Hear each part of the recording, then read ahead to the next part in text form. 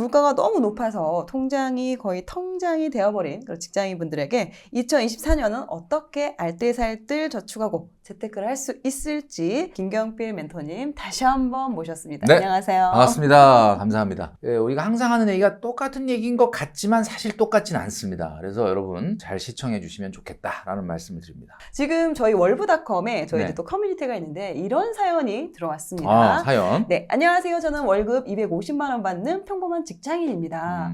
통장에 구멍이 뚫린 것 같아요. 결혼 후에 모았던 돈 합친 1억, 대출 2억으로 평촌에 24평 아파트로 들어갔습니다. 남편은 직장이 강남이라 차로 출퇴근을 하고 저는 돈 아낄 겸 20분 정도 걸어 다니고 있습니다.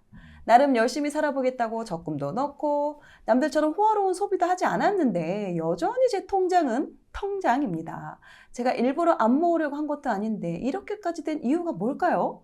이런 또 사연을 주셨는데 나름대로 열심히 살고 있지만 결과적으로 특별한 소비를 하지도 않아도 남는 게 없는 이런 생각을 하시는 분들 많으실 거예요. 네네. 자, 그러면 실제로 이분들의 가계부를 보고 이 가계부까지 네, 입수했어. 그럼요. 와, 훌륭하다. 가계부를 보고 정말 이분이 말하는 것처럼 별로 뜨는 게 없는지를 살펴보도록 하겠습니다. 네네. 네. 월소득 550만 원.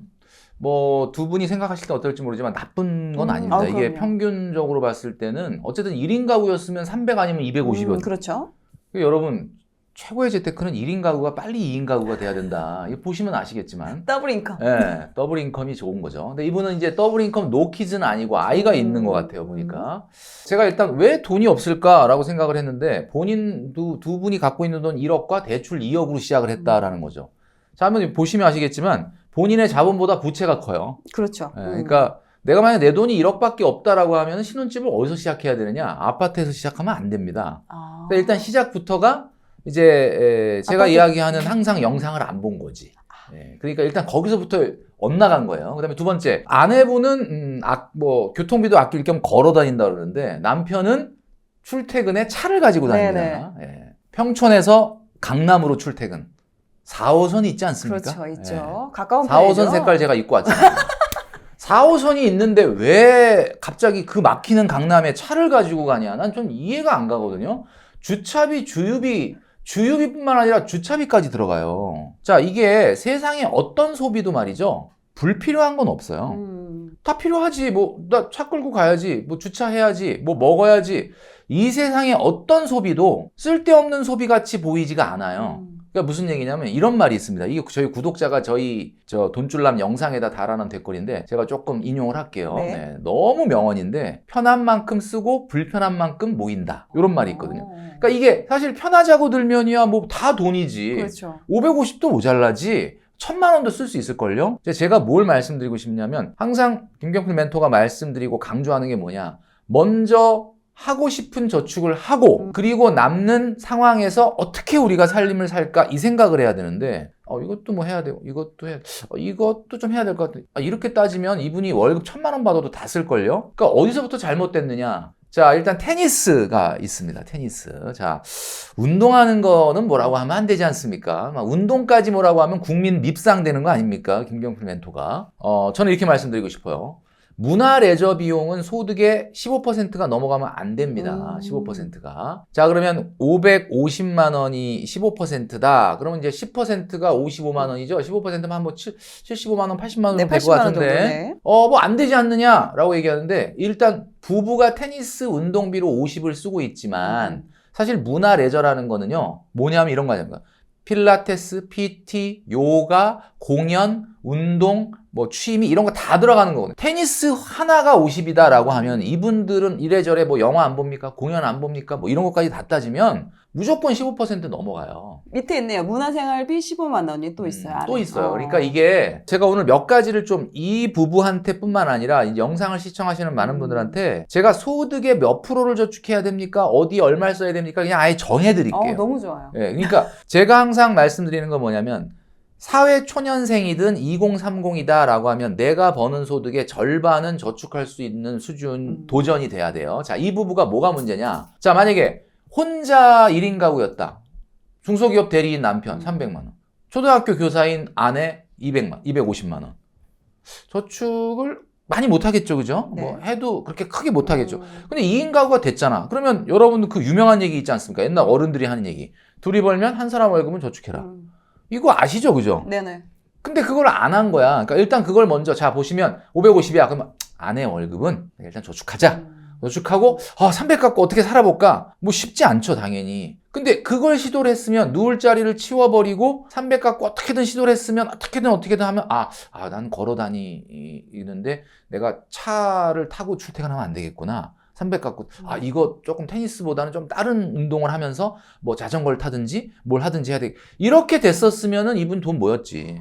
생활비를 총합을 먼저 정하니까 말씀하신 것처럼 그러면은 이게 다 아웃이 되는 것 같아요. 그렇죠. 아파트 전세도 무리인 거고. 그렇죠. 무리가 되는 거죠. 제가 아까 얘기했잖아요. 제가 아파트 첫 번째 지적했잖아요. 주거비용은 15% 넘으면 안 돼요. 그러니까 주거비용이 15%, 이분이 지금 집을 산 게 아니잖아요. 전세. 그러니까 주거비용이라는 게 뭡니까? 월세 아니면 전세자금 대출이잖아요. 그러면 550만 원에 15%면 한 75, 80만 원인데 그럼 이분 지금 2억 대출을 받았다는 거잖아요. 그렇죠. 2억 대출이면은 이자가 얼마입니까? 최근에 이자가 전세자금 대출도 꽤 지금 80만 원 높거든요. 내고 있다고 합니다. 네, 80만 원 내고 있잖아요. 그러니까 이것도 거의 꽉 채워서 뭐 관리비 뭐 이런 것까지 따지면 훨씬 또 100만 원 넘어간다는 그렇죠. 거지. 주거비용에 벌써 15, 20%를 쓰고 있다? 저축 못 합니다. 문화레저비에 15% 이상 쓴다? 저축 못 합니다. 그러니까 저축 못 한다라고 제가 가이드를 드리는 최소한 이 정도 이내로 가라는 걸 다 넘고 있잖아요. 주거비용 넘지. 그 다음에 지금 아이가 몇 살이냐면 4살이야. 자, 그러면 이런 핑계가 있을 수 있거든요. 아이 교육 문제도 있고 하기 때문에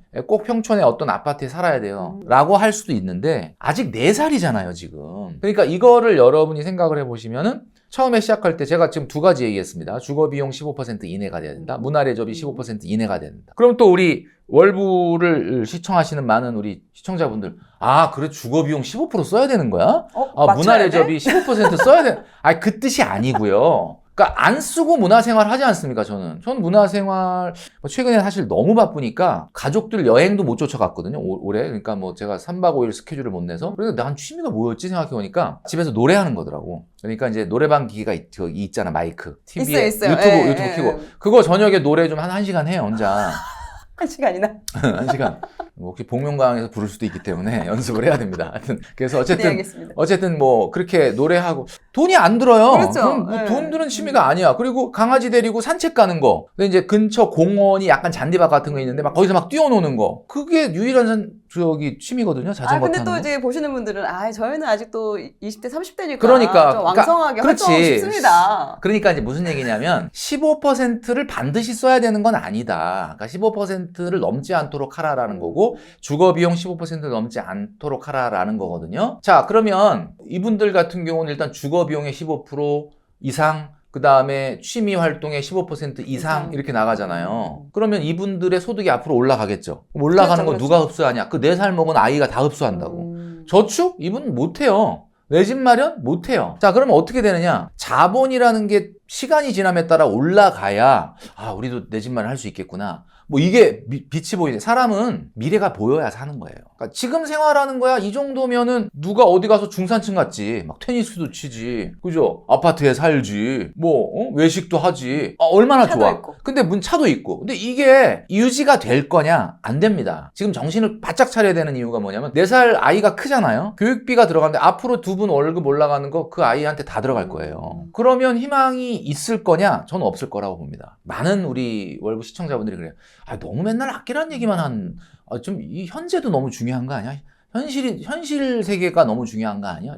제가 말씀드릴게요. 현실이라는 거는 오늘을 사는 현재가 현실이 아니고요. 미래가 현실이 되는 거예요, 여러분. 내가 미래가 보여야 행복하지. 도저히 이 월급에서 50% 못할 것 같은데 하는 분들이 있습니다. 지금 영상 보시면서도 무릎을 딱 치시는 분이 있지만 이 월급에 250 안에 버는 월급 저축하는 분이 있거든요. 그분들은 아파트 못 살지 지금. 그리고 차도 없을 수도 있거나 아니면 경차거나 뭐 이렇게 뭐 하지. 테니스 못 치지. 근데 문제는 뭐야? 그분들은 머릿속에 뭐가 있어? 미래가 있는 거야. 야, 이제 3년 후, 5년 후에는 저 아파트에 들어가고 이게 있는 거야. 보이는 가정과 지금은 대충 괜찮은 것 같은데 미래가 안 보이네. 여러분 어떤 걸 선택하실 겁니까? 편한 만큼 쓰는 거고 불편한 만큼 모이는 겁니다. 자, 우리 코크님한테 제가 물어볼게요. 네네네. 자본주의 시장 경제를 살아가면서 경제 개념이 있어야 되잖아요. 우리 코크님은 뭐 맨날 이렇게 굉장히 뭐 전문가분들하고 진행을 하시다 보니까 네네. 아무래도 경제 개념은 좀 딱 자리 잡혔을 것 같은데 이 대한민국에 사는 대부분의 평범한 분들이 경제 개념이 있을 것 같습니까? 없을 것 같습니까? 부족하죠. 많이 부족하죠. 배운 적도 별로 그러니까 국영수만 했잖아. 음. 경제 개념이 있는지 없는지를 딱 테스트해 보려면 딱 3가지 질문에 답을 하시면 돼요. 네. 보시면서 잘 생각해 보세요. 첫 번째 경제 무개념이 뭐냐? 대출 받으셨죠? 이자 계산해 봤습니까? 당연히 계산해 봤지. 그렇죠. 계산- 당연히 해야죠. 계산해서 얼마가 이자구나. 그렇지. 뭐 마이너스 통장 같은 거. 음. 혹시 원금 상환 언제까지 할 거 계획 세우신 적 있어요? 그러니까 이자는 계산했는데 요걸 내가 언제까지 갚아야 되겠다. 주담대는 때는 강제적으로 정해져 그냥 있으니까. 뺏어가니까. 근데 마통이나 신용대출은 받아놓고 일단 급한 대로 썼는데 이자 보니까 이자는 뭐 근데 원금은 내가 언제까지 어떻게 갚아야 되겠다는 생각은 잘 안 하죠. 맞아요. 예. 그게 경제 개념이 없는 거예요. 음. 이게 첫 번째. 그다음에 두 번째. 여러분 창업 같은 거 생각해 보신 적 있죠? 창업. 창업을 어떤 분이 했단 말이에요. 이것도 사연, 제가 라디오 사연에서 나온 건데 200만 원 알바로 돈을 벌던 분인데 어느 날 창업을 했어요. 1억을 엄마가 빌려준 건지 뭐 투자해 준 건지 1억을 딱 줬어. 그래서 카페를 차린 거야. 그러니 얼마나 신나. 이 알바만 하다가 자기 사장이 된 거예요. 네. 그래갖고 정말 열심히 했습니다. 1억을 엄마가 줬으니까 그거 가지고 알바 한 명하고 열몇 시간을 돌아가면서 열심히 한 거지. 그래 이제 한 달 장사가 딱 끝났어. 인건비 알바 주고 그다음에 원두값 재료비 빼고 임대료 내고 다 하고 딱 얼마 남았나 봤더니 500만 원이나. 와 기분이 어떻겠어. 200만 원 알바 한 달 내내 열몇 시간 해도 200만 원 벌던 사람이 사장이 500이 남은 거야. 그 500 누구 돈입니까? 내 돈이죠. 근데 내 돈인데 네, 이제 갚아야 할 것도 뭘 있는 갚아요? 거고, 엄마한테 엄마 갚아야 돈. 돼. 투자금 회수가 돼야지. 그렇죠. 근데 이 500만 원이 어디서 나오는 거냐면 1억을 갈아 넣었기 때문에 나오는 거잖아요. 그러니까 한 달에 277만 원씩 3년 동안 투자금 회수를 한다고 보면은 한 달에 280만 원 정도 엄마한테 갚아야 돼. 그럼 500만 원 중에 280은 내 돈이 아닌 거예요. 근데 이 친구가 500을 딱 받는 순간 눈이 확 돈 거야. 와, 200을 벌다가 사장이 된 이게 500을 버네. 내가 들어간 1억은 생각 안 그건 한 생각을 거죠. 안 한 거지. 그러니까 바로 제네시스 GV70을 뽑았어요. 이게 경제 무개념인 거예요. 자, 500은 내 돈이에요, 아니에요? 280은 내 돈이 아니야. 내 돈은 220인데 잘 생각해 보세요. 원래 알바해도 200 벌었잖아. 그럼 이 카페에서 버는 돈 얼마야? 20 벌고 있는 거예요, 지금. 그럼 이 얘기는 무슨 얘기냐면 큰일 났구나. 어떻게 하지? 하고 빨리 이 사업을 좀 어떻게 성장시키지? 이 생각을 해야 되는데 갑자기 제네시스 GV70을 왜 뽑아? 이게 경제 무개념 두 번째예요. 자, 그럼 우리 영상 보시는 많은 분들 직장인으로 한번 돌아와 보겠습니다. 월급 300을 받아요. 지금 월급 550 받죠. 저거 누구 돈입니까? 내 돈이죠. 내 돈이죠. 내 돈이죠. 지금 이 부부도 그렇게 생각한 거야. 550이고 내 돈이지. 내 돈이지. 내가 힘들게 다녀서. 그러면 이 두 부부는 지금 뭐 갈아 넣는 거 없어요? 550 받으려고? 있죠. 회사 매일매일 가서 일하고. 나의 출퇴근하고. 젊음과 시간을 갈아 놓고 있잖아. 그렇죠. 나의 젊음이 영원하지 않잖아요. 월급이 400번 받으면 끝난다라고 제가 지난번 영상에서 말씀드렸지 않습니까? 그 무슨 얘기냐면 내가 1년차, 2년차, 3년차 시간이 지나면 나는 경제활동을 할 수 있는 기간이 줄어드는 거예요. 나도 지금 그런 나의 엄청난 경제 가치를 갈아 넣고 있잖아. 그러면 그 갈아 넣는 대신에 뭔가를 회수를 해야 되는 거예요. 그러니까 지금 550을 번다 그러면 절반은 내 거가 아닌 거야. 누구 거야? 미래의 나의 거지. 그 생각을 안 하고 처음에 세팅을 할 때 집, 차 이거 다 세팅을 해놓고 이제 안 되네? 그러니까 나보고 어떡하라고 이거를. 그러니까 이거를 제가 봤을 때는 바꾸셔야 돼요. 우리 대부분의 2030 직장인들이 직장 생활하면서 좌절감을 느끼고 우울감이 있다고 합니다. 이유가 뭐예요? 월급이 적어서? 지금 돈을 못 써서? 아니에요. 본인만 그리고 월급이 적고 막 본인만 이 세상에서 사회초년생 땐 소득이 적고 그런 게 아니거든. 왜 그런지 잘 생각해서. 지금 2030들이 갖는 좌절감은 어디서 오는 거냐? 지금 돈을 많이 못 써서에서 오는 게 아니고 이 상태로 가면 미래에 전혀 바뀔 게 없을 것 같은데? 맞아요. 라는 생각 때문에 오는 겁니다. 그러면 지금 내가 돈을 많이 못 써. 힘들어. 그렇지만 미래를 바꾸시면 되잖아요. 내가 지금은 힘들지만 그래도 미래는 조금 달라지겠구나. 내가 진짜 힘들지만 이렇게 저축과 절제를 하면 3년 후, 5년 후, 10년 후는 나는 지금보단 좀 뭔가 달라지겠구나라는 걸 만드시면 되는 건데 그런 행동을 안 하니까 지금 돈 못 써서 불행하고 안 기쁜 게 아니고요. 이 상태로 가면 그냥 하나도 바뀔 게 없겠는데 이 생각이 좌절하게 만드는 겁니다. 그러니까 지금 우리 이 부부도 기본적으로 지금 아마 우리 영상을 보시는 분들도 보면 뭐가 문제냐? 다 문제지. 지금 그 550을 다 쓰고 있잖아요. 지금 저축 있어요? 저축 있네. 그리고 제가 제발 이거 하지 마세요. 아이를 위해서 뭐 주식을 만들어주고. 저도 거의 많이 하고 있는데. 많이 하고 있죠. 네. 이거는 경제 개념도 알려준다. 경제 개념을. 주식이 무슨 경제 개념이야. 맞죠? 자, 여러분 착각하지 마세요. 주식 부자 멋있어 보이잖아요. 네. 우리가 알고 있는 뭐 빌 게이츠니 뭐 제프 베조스니 뭐 이런 분들 뭐 다 주식 부자 뭐 랭킹 나오고 전 세계 뭐 내노라 할 부자들 다 주식 부자다. 그분들이 주식 투자해서 주식 부자가 된 게 아니고 그분들의 일이 성장을 해서 성공을 했는데 그 성공이 주식회사가 된 거야. 그래서 주식을 많이 갖게 됐어. 근데 그 주식의 가치가 올라가서 주식 부자가 된 거예요. 이걸 마치 페이크로 판타지로 뭔가 주식을 투자해야 이게 뭔가 자본주의의 최고 정점에 있는 핫한 기술을 갖는다라고 착각을 하고 이런 판타지를 자꾸 심어주는데 저는 제가 말씀드리지만은 여러분들이 왜 주식을 해서 성공하기 어렵냐 제가 오늘 딱 말씀드릴게요. 여러분들이 어느 날 이 세상을 바라보고 어떤 기업을 바라보고 그 기업의 가치를 생각하고 여러분들이 확신과 신념에 의해서 이 회사다. 이거는 투자하면 된다. 라는 확신이 들었잖아요. 그럼 투자하세요. 그거는 안 망할 수 있어요. 근데 주식 투자하는 게 주변에 보니까 막 주식해갖고 뭐 성공했는데 나만 뒤처지는 것 같아요. 이거 안 될 것 같아. 나 그동안 적금과 예금만 열심히 했는데 나는 뭔가 시대에 뒤떨어지는 것 같아. 라는 공포감. 그걸 들었던 적 있죠.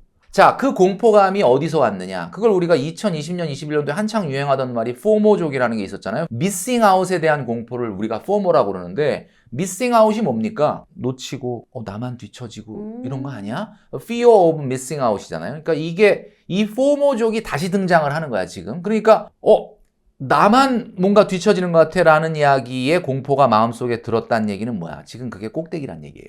그러니까 항상 그때 시작을 하니까 이 뭐야 이거? 이렇게 되는 거지. 자, 여러분들의 귀에 여러분 친구들이나 여러분들이 어떤 매스미디어나 이런 데서 막 주식에서 뭐 누가 성공했대, 돈 벌었대 라는 이야기가 들려서 여러분 마음속에 공포가 차오르게 되고 포모가 차오르게 됐을 때 안 되겠다. 나도 해야 되겠다.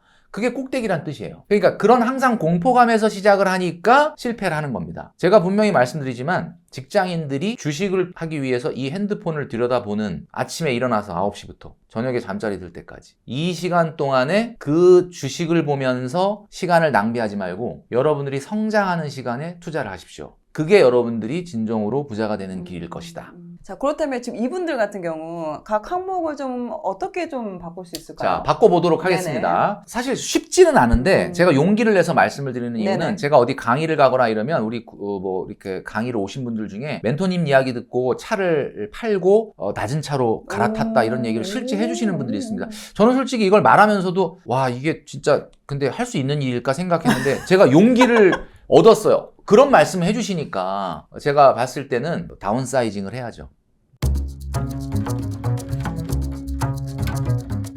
다이어트를 해야죠. 일단은 주거를 좀 바꿔야 된다는 주거를 거죠. 주거를 바꾸셔야 되는데 아무리 뭐 주택 가격이 당분간 정체라 하더라도 평촌의 아파트다라고 하면은 전세 자금이 반드시 내려간다고 보기가 어렵기 때문에 다음번 이사 갈 때 또 대출 받을 겁니까? 이렇게 돈 안 모으면 이분은 이 주거를 유지하기 위해서는 또 대출 받아야 돼. 그렇죠. 모아놓은 게 없으니까. 그러니까 모아놓은 게 없으니까. 그러니까 제가 봤을 때는 최근에 이제 뭐 전세 사기 문제도 있었고 하기 때문에 아파트에 쏠림 현상이 있었던 건 알지만 꼭 아파트 아니라 하더라도 잘 찾아보면은 전세금 반환 보증보험이 가능한 이런 일반적인 주택이 있습니다.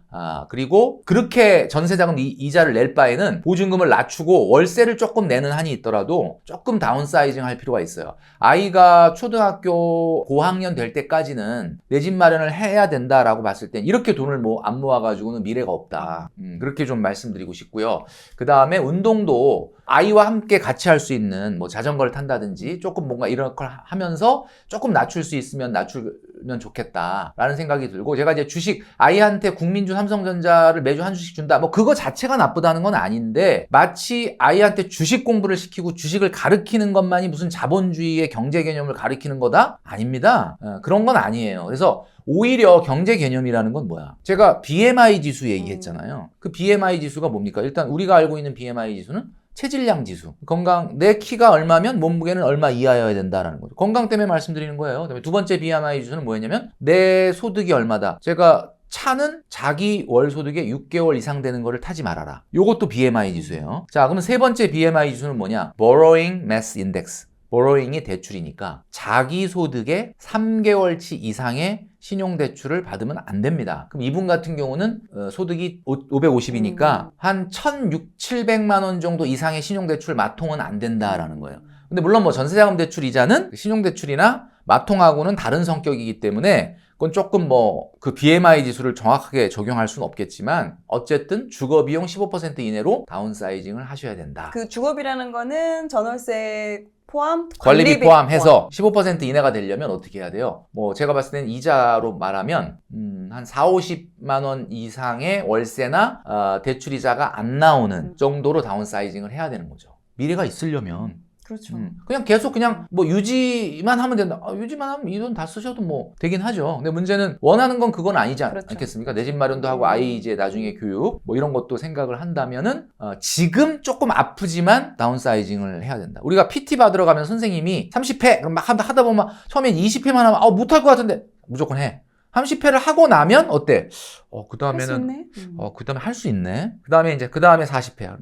처음에 20회 할 때는 40회 못 할 것 같았는데 30회 하고 나니까 할 수도 있을 것 같은데 다 그런 거예요. 그러니까 지금 아이가 4살일 때 조금 고통스럽지만 다운사이징을 하셔야 제가 말씀드리는 미래가 있다라고 말씀드리고 싶은 거죠. 일단은 주거 비용, 그리고 차, 문화 레저 비용, 그리고 보험료는 뭐 적당한 것 같아요. 뭐 아주 많은 것 같지는 않아요. 일단은 뭐 아이한테 들어가는 건 또 이렇게 저축성 비슷한 걸 또 많이들 가입하시다 보니까 어쨌든 제가 봤을 때는 저축은 일반적으로 봤을 때는 이분들이 당장 실천은 못할 수는 있겠지만 제가 김경필 멘토의 눈높이로 딱 봤을 때는 아내 월급은 다 저축을 해야 된다. 그걸 목표로 가야 된다라는 거죠. 그래서 이게 사실은 어떤 우리가 목표가 딱 정해지면은 좀 급진적으로 할 필요가 있어. 그러니까 급진적인 목표를 정해야지 사람이 이 조직원들이 여기서 말하는 조직원들은 가족 구성원들이 딱 긴장을 하지. 야 그냥 한 50만 원만 저축 더 해보자. 뭐 이러면 50만 원을 하나 뭐. 안 하나 뭐 그래 큰 차이가 나? 이렇게 되죠. 근데 이제 보스가 돈 관리해서 아마 우리 아내분이 많이 한다 그러면 안 된다. 우리 200원 저축해야 된다. 이러면 뭐 아이하고 남편이 너무 놀라지 않겠습니까? 그래야 뭔가 이 가족들이 따라오지. 그러니까 뭐 어정쩡한 목표 할 것 같으면 안 하시는 게 나아요. 강력한 리더십을 발휘를 해야만 된다라는 말씀을 꼭 좀 드리고 싶습니다. 좋습니다. 그럼 보면은 이런 뭐 생활비를 또 어떻게 보면 또 줄여야 되는 부분도 생기는데 어떻게 나름대로 또 아낀다고 안 산다고 하지만 그래도 말씀하신 것처럼 뭔가 다 이유가 있고 다 필요한 느낌이 들고 제가 그래서 아까 큰 항목을 말씀드렸잖아요. 큰 항목 아까 뭐였죠? 문화레저비 15% 이내, 주거비용 15% 이내 자잘한 것도 말씀드릴게요. 아마 여기 보면은 뭐 그 사회생활 하시니까 용돈 뭐 나가는 거 카드값 이런 것들이 다 있을 텐데 일단 이렇게 고민이 있다라고 한다 그러면 이 두 분이 다 직장 생활 하잖아요. 일단 제가 이 말씀 드리겠는데 특히 이제 우리 선생님 아내분 택시 타지 마세요. 기본요금 택시 타지 말라고. 기본요금 걷다가 어느 날 아유 귀찮아 날도 더워 날도 추워 그러면 택시 탈 수가 있어요. 왜냐면 지하철 2정거장 그러니까 기본요금 택시를 여러분들이 조심하셔야 됩니다. 왜냐면 기본요금이라는 게 뭐야? 아유 그냥 귀찮아. 그리고 나한테 면제부 주기가 너무 좋죠. 왜냐면 뭐 내가 모범을 탄 것도 아니고 뭐 장거리 탄 것도 아니고 뭐 기본요금인데 근데 그게 쌓이면은 또 대중교통요금이 또 나가거든요. 그리고 하루에 2잔 이상 테이크아웃 하지 마십시오. 커피 한 잔은 괜찮습니다. 한 잔은 드세요. 한 잔은 뭐 대한민국 모든 직장인의 문화야. 브랜드 커피 한 잔 딱 테이크아웃 이거는 괜찮아. 근데 뭐 브랜드 커피가 아니고 저가 커피면 2잔도 괜찮아. 근데 브랜드 커피를 2잔 이상 하는 건 하지 말아라. 그건 안 된다 이거죠. 그거는 탕비실에 있는 커피에 대한 모욕입니다. 그러니까 그건 하지 마라. 자, 그 다음에 또 뭘 하지만 또 이게 뭐 직장 생활 하시다 보니까 뭐 여러 지인들이 있을 텐데. 그렇죠. 모임비나 이런 거. 월 소득의 3% 이상 이벤트 비용 쓰지 마라. 말씀드리고 싶어요. 자. 월 소득의 3%면 얼마야? 남편은 300만 원이면 3%면 9만 원이야. 네네. 9만 원이면 1년이면 한 110만 원 정도 되거든요. 와, 110만 원이나 써도 돼? 그러면 괜찮네. 이 이벤트 비용이라는 게 뭐예요? 누구 생일이나 기념일 챙겨주는 거잖아요. 110만 원이면 충분하네? 아니죠. 이 110만 원 쓸 때가 다 있어요. 어디냐면 국룰로 정해져 있는 이벤트가 있습니다. 엄마 생일, 아빠 생일, 어버이날. 그 다음에 자녀 생일, 아내 생일, 베프 생일, 기념일. 이 7가지가 있잖아요. 그렇죠, 결혼기념일. 근데 엄마 생일, 아빠 생일, 어버이날은 곱하기 2잖아, 이 집이. 네네네. 그렇죠. 양가가 있으니까. 그러니까 550에서 3%면은 한 달로 얘기하자면 한 16만 5천, 16만 원, 17만 원이야. 그러면은 많아 보이지만 이게 연간으로 얘기하면 180만 원이거든요. 180만 원 안에서 제가 지금 얘기했잖아요. 엄마 생일, 아빠 생일, 어버이날 곱하기 2에다가 자녀 생일, 배우자 생일 부족한데? 2번에다가 베프 생일, 기념일이 하나는 아닐 거 아니야. 다 챙겨야 되니까 돈이 모자라죠. 그렇죠. 그러니까 뭘 하지 말라는 거냐면 직장 내에서 애매한 관계인데 뭐 여기도 기프티콘 보내고 여기도 뭐 좋은 사람 되려고 그러는지 모르겠는데 뭐 너무 그렇게 남발하지 마라. 그러니까 뭐 생일인 거 알아서 커피 한 잔 보내는 거는 뭐 그것까진 괜찮은데 뭐 보면은 이 두 분이 꼭 그런다는 얘기는 아닌데 이제 좀 조심하시라는 거예요. 요즘은 이런 게 문화가 되다 보니까 막 지인인데도 막 갑자기 2만 원, 3만 원 보내는 분이 있어. 가끔. 맞아요. 그 심리가 이거거든요. 얼마나 놀래나 보자. 뭐 이런 심리인데 거의 그렇게 보내는 분들 보면 그 다음 달에 자기 생일이 있어요. 그러니까 여러분 그런 거는 좀 하지 말아라. 그렇게 말씀드리고 싶고. 그 다음에 이제 여긴 안 나와 있지만 계절마다 신상 옷 사는 거. 그렇죠. 그렇죠. 또 사회생활 하려면. 근데 사회생활 하려면. 근데 이제 여러분 잘 보시면 옷장에 한번 문 열어보십시오. 옷 많죠? 빽빽하지? 근데 항상 하는 얘기가 입을 건 없어. 입을 건 없다. 왜 그런지 아세요? 코디 능력이 부족해서 그래. 코디 능력을 키우세요. 경년제로 사는 겁니다. 계절 옷은. 그러니까 예를 들면 내년 봄에 옷 여러분 사실 거예요? 안 사실 거예요? 여러분 내년 봄에 신상 살 거야? 안 살 거야? 그건 어떤 것이 결정돼? 23년도 봄에 샀으면 넘어가는 거예요. 안 샀으면은 뭐 한번 뭐 생각해 보실 수도 있죠. 올 겨울에 패딩 샀어요? 코트 샀어요? 그러면 내년에는 그냥 스킵이에요. 이렇게 넘어가야 되는데 그냥 계속 계절마다 그냥 이거 들여다보면서 괜찮은데? 이렇게 하시지 마셔라. 자, 지금 제가 말씀드리는 것만 안 해도 저축여력 나옵니다. 20도. 그러겠네요. 네. 그리고 제가 지금 말씀드리는 게 뭐야? 그냥 너무나 당연하게 생각하지만 그냥 뭐 다 하는 거 아니야? 그런데 이분은 목표가 있잖아요. 계획이 있잖아요. 그러면 그거 안 해도 크게 문제는 없단 말이에요. 그렇게 하셔라라는 이야기죠. 그리고 이제 차가 뭔지가 안 나와 있긴 한데 차 조금 조심하시고 그 다음에 차가 있더라도 뭐 다운사이징을 안 한다 하더라도 매일 타는 건 안 된다. 여기 보면 지금 뭐 주차비, 주유비라고 돼 있는데 이 중소기업 대리인 남편이 매일 차를 끌고 다니면 통행료가 발생을 합니다. 그렇죠. 뭐 국도로만 다니는 건 아니니까. 그 다음에 뭐가 발생해요? 가끔 범칙금 날라오죠. 그 다음에 또 뭐가 있으면 가끔 또 세차도 해야지. 그냥 가끔 고장나면 수리비. 그것도 보험료도 있죠. 내야 되고. 보험료도 내야 되지. 세금도 내야 되지. 뭐 이건 어차피 안 끌고 다녀도 나가는 거긴 한데 거기다 또 뭐가 있냐면 대리비. 그쵸. 발렛비. 이런 것들이 있기 때문에 사실 여기 눈에 보이진 않지만 이런 것들이 다 들어와요. 제가 지금 여기서 말한 소비 중에 뭐 하면 누가 잡아가는 소비 있습니까? 대한민국 사람이 다 하는 거잖아요. 그러니까 이 얘기는 무슨 얘기냐면 그냥 다 하는 거잖아 라고 생각하기 시작하면 이 세상에 안 쓸 돈은 없는 거야. 맞아. 그러니까 이런 돈을 다 쓰고 아이고 남는 게 없네. 어떡할까요? 뭘 어떻게 해? 이건 1,000만 원을 벌어도 그럼 1,000만 원 버는 분은 돈이 남을까요? 안 남아요. 소비가 또 늘어나겠죠. 그러니까 제가 얘기하는 게 처음에 제가 말씀드렸던 게 뭐냐. 먼저 원하는 저축, 원하는 로드맵을 만드셔서 하시고 그 다음에 살 방법을 찾아봐라. 다 또 사라집니다. 누울 자리를 치워버리면은 다 또 사라진단 말이에요. 저는 항상 그 얘기를 먼저 말씀드리고 싶은 거죠. 또 그리고 말씀하신 것처럼 목표가 있다면 물론 그 과정이 쉽진 않지만 그래도 그 목표를 위해서 내가 조금씩 좀 노력을 그럼요. 하고 있고 네. 그게 어떻게 통장의 잔액으로 조금씩 쌓이게 되면 그걸로 인한 또 재미도 조금씩 맞습니다. 느끼면서 네. 다가가고 있으니까 할 수 네. 있다라고 말씀해 주신 것 같습니다. 맞습니다. 제가 알기로는 김경필 작가님도 뭐 금수저 이런 건 아니었던 걸로 알고 흑수저죠, 있는데 저는 흑수저. 알고 있는데 흑수저. 저희는 저희 서울에 번지가 무슨 몇 번지가 아니에요. 제가 태어난 데가 산 몇 번지. 뭐 이건 못 들어보셨을 거야. 산 몇 번지. 옛날에는 그렇게 구릉지 같은 데는 다 산 몇 번지라 그랬어. 요즘 같으면은 기분 나쁘다고 안 하겠지. 근데 이제 옛날에는 그랬단 말이에요. 그러니까 뭐 서울이라 하더라도 뭐 지방에 있는 분들은 서울이면 좀 그래도 괜찮은 거 아니야? 서울도 뭐 굉장히 이제 변두리도 많고 그랬다는 거죠. 근데 그만큼 그때 당시에 어려웠던 그 시기에 되게 짠테크나 이런 부분들을 충분히 그 사실은 하셨기 때문에 부모님한테 사실 물려받은 DNA가 절제와 저축과 이런 거죠, 사실은. 그게 이제 뭐 지금까지 오는 거고. 그러니까 지금의 또 어느 정도 여유를 누릴 수 있는 거는 그때 당시에 그런 게 밑바탕이 됐기 때문에 지금의 그럼요. 상태를 이룰 수 있었고 그래서 지금 사회초년생이나 지금 맞아요. 이런 걸 어려워하시는 분한테 그래서 얘기를 해주시는 사회초년생들은 그런 문화가 아니었기 때문에 당연히 어려움이 있는 거고 그래서 이제 조금이라도 제가 그런 트레이닝을 좀 시키고 있는 겁니다.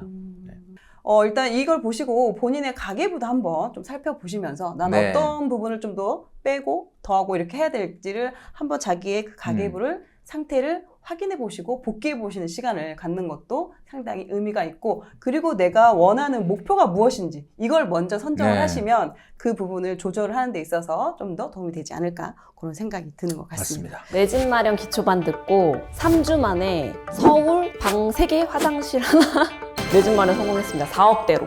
아, 이거는 제가 갚아야 돼요. 너나이님한테 갚아야 돼. 만나게 해주세요.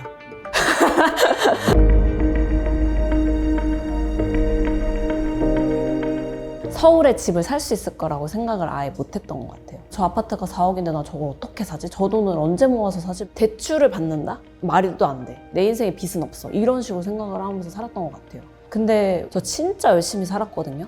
깨부리지 않고. 그러니까 이 정도면 되게 나쁘지 않는 삶이다라고 착각을 했던 거예요. 원래 타고나거나 아니면 정말 운이 좋거나 하는 사람들이 부자가 되는 거구나라고 생각을 했거든요. 제 주변에서 그걸 알려줄 수 있는 어른을 한 번도 만난 적이 없던 거예요. 부자를 만난 적이 없던 거죠. 근데 그 어른들이 부자가 되는 커리큘럼을 탁 알려주시는 거예요. 내가 가진 종잣돈으로 살 수 있는 집은 이거야 라는 걸 진짜 구체적으로 알려주시거든요. 그대로만 노력하면 부자가 되는 거네? 그게 내 집 마련 기초반에서 다 알려주시거든요. 저도 못할 거라고 생각했는데 진짜 많이 달라졌어요. 아, 이렇게 하루하루를 채워나가면 나 진짜 100억 자산가 되겠다. 전 내 집 마련 기초반을 치열하게 사는데 내 집 없으신 분들한테 다 추천해드리고 싶어요. 저는 무조건 할 수 있다고 생각해요.